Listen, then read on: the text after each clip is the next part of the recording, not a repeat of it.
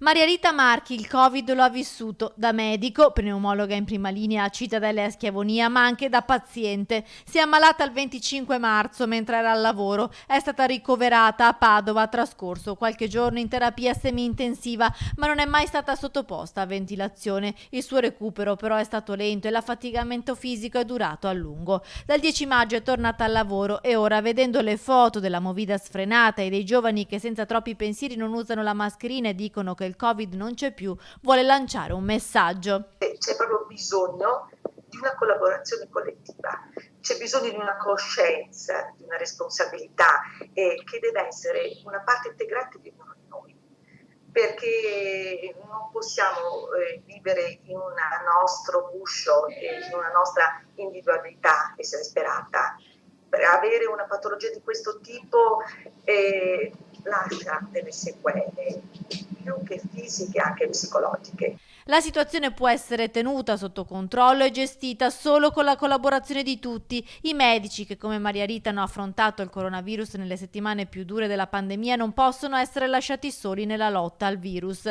Gli ospedali sono in grado di affrontare l'autunno, le terapie, le cure hanno fatto passi da giganti, ma chi deve impegnarsi è il singolo cercando di tutelare se stesso e la collettività, dice Maria Rita.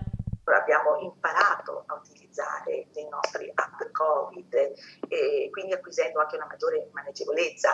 Questo non vuol dire che questa relativa sicurezza sia nella gestione dell'insufficienza respiratoria con i ventilatori, sia nella gestione della componente farmacologica, tutto questo però non ci deve garantire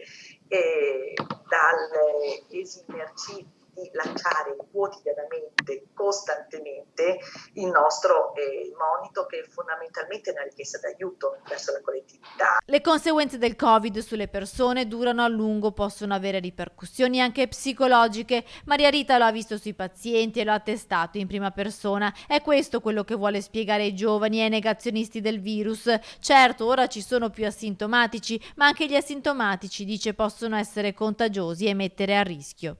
La concezione è completamente scorretta del definire non sono sintomatico, di conseguenza non ho una gravità intrinseca di patologia e quindi sono relativamente tranquillo. No, il messaggio che deve passare è completamente opposto.